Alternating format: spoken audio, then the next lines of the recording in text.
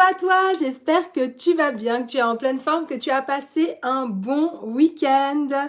Alors je te laisse tranquillement arriver, n'hésite pas à me mettre un petit /replay si tu écoutes cette vidéo en replay.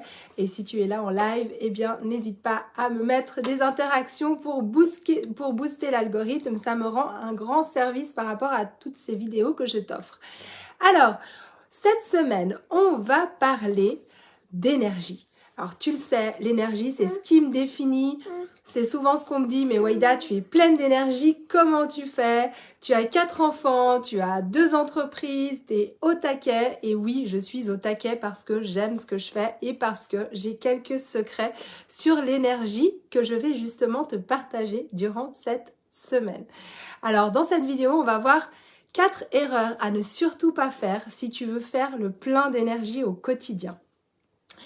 Donc bien sûr, tu vas voir, on va parler d'alimentation, mais pas seulement. Il n'y a pas que l'alimentation qui t'apporte cette fameuse énergie que tout le monde recherche. Pourquoi? Parce que l'énergie, c'est ce qui va te permettre d'arriver au bout de tes projets. C'est ce qui va te permettre d'être bien en famille, de t'occuper correctement de tes enfants et aussi de toi te sentir bien au quotidien. Tu me connais, tu sais que j'y tiens absolument à cette manière justement d'être dans la vie de façon positive, de façon énergétique et pas juste de devoir assumer tant qu'on peut tout ce qui nous tombe sur le coin de la tête. Non, non, on reprend notre contrôle, on reprend le destin en main et on met toutes les chances de son côté pour avoir cette fameuse énergie qui te permettra d'arriver tout simplement à tes buts. Alors, première erreur à ne surtout pas commettre, le sucre. Le sucre, vraiment, s'il est mal utilisé, peut vraiment t'amener à faire ce qu'on appelle des pics glycémiques. Et ces pics glycémiques vont à coup sûr te flinguer ton énergie. Alors, qu'est-ce que c'est que finalement le bon taux de sucre qu'on doit apporter à l'organisme? L'organisme, il a besoin de sucre. Il a besoin de sucre puisque c'est notre carburant qui est très rapidement disponible pour les cellules. Donc pour bouger, tu as besoin de sucre. Pour réfléchir, tu as besoin de sucre. Et je ne suis pas en train de vous dire de vous couper de toute source de glucides. Par contre, dans nos alimentations modernes, on va souvent au plus pressé, c'est-à-dire on va aller chercher le sucre pour donner ce fameux petit coup de boost. Tu le connais, ce coup de boost que tu vas avoir en prenant une barre de chocolat parce que tu n'as pas eu le temps de manger et puis il te faut vite quelque chose pour retrouver une certaine fraîcheur au niveau de ton cerveau. Tu vas aussi avoir tendance à te jeter sur les féculents quand tu as faim parce que les féculents ce sont des sucres lents et donc ça va t'apporter de l'énergie. Tout ce qui est gâteau aussi, tout ce qui est tarte, ça va nous donner envie parce qu'on a l'impression que ça nous gorge d'énergie. Sauf que quand tu apportes tout d'un coup trop de sucre à ton organisme, tu vas produire un pic glycémique, c'est-à-dire que tu vas avoir trop de sucre dans ton sang, donc tu vas déclencher l'insuline parce que le trop de sucre dans le sang c'est très mauvais, donc tu vas déclencher ton insuline qui est une hormone qui va permettre de donner la clé, qui va ouvrir la cellule et qui va venir stocker le sucre en trop dans la cellule pour le transformer en gras, donc en plus de ça tu vas prendre du gras. Et surtout, 1h30, 2 heures après, eh bien, tu vas de nouveau avoir faim, tu vas de nouveau avoir une grande baisse d'énergie. Pourquoi? Parce que la glycémie aura bien fait son travail pour protéger donc le sucre, pour protéger le sang de trop de sucre, et cette insuline, faire trop bien son travail, chasser trop de sucre, et 1h30 après, tu seras en hypoglycémie, c'est-à-dire que tu ne vas plus avoir assez de sucre dans le sang, et là, le corps va te redemander une source rapide de sucre, d'accord?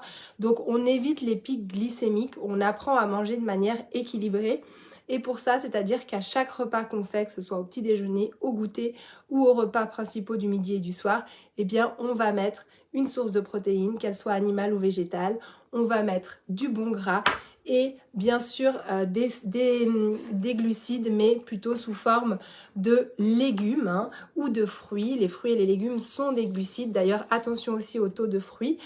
Et on va bien sûr éventuellement amener des féculents, mais en fonction de ses objectifs et en fonction de sa dépense énergétique, on va réfléchir à ce qu'on va ingéré comme quantité de féculents. Voilà, on ne crée pas le féculent autour de l'assiette. Donc ça, c'est vraiment important. Et c'est donc la première erreur à ne pas commettre.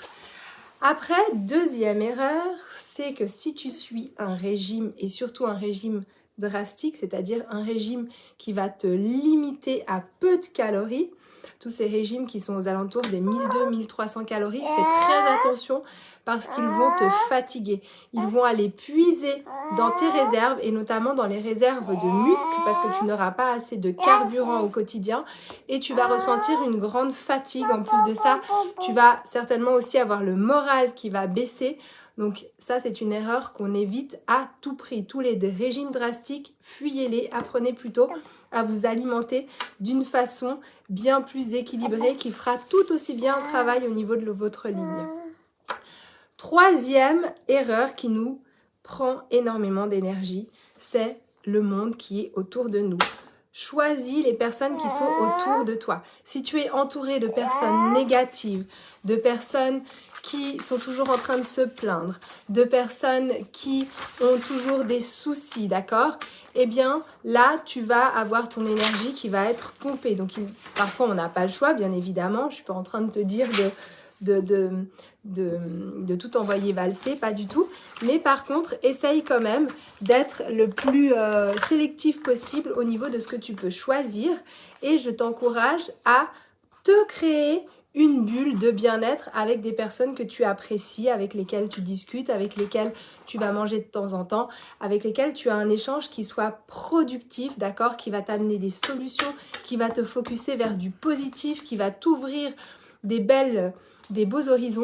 Et ça, c'est très important. Et en termes d'énergie, ça va se ressentir puisque tu l'as certainement remarqué, l'énergie est communicative. Donc, si tu te mets au contact de quelqu'un qui a une belle énergie, eh bien, tu vas te ressentir boosté.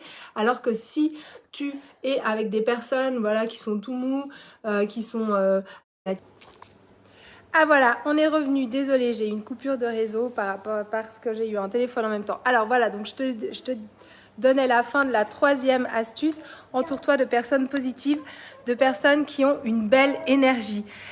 Et quatrième astuce pour ne pas justement être en manque d'énergie, évite d'être sédentaire, d'accord? Bouge à chaque fois que tu peux bouger, fais du sport, va marcher. En plus là, il commence à refaire beau.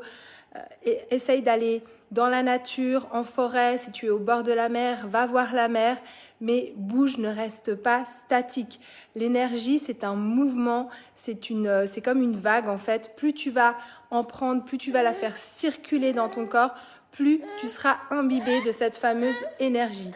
Donc, explique-moi si tu fais l'une de ces 4 erreurs. Engage-toi maintenant à ne plus la commettre. Dis-moi en commentaire ce que tu vas faire pour ne plus commettre ces 4 erreurs qui te prennent ton énergie.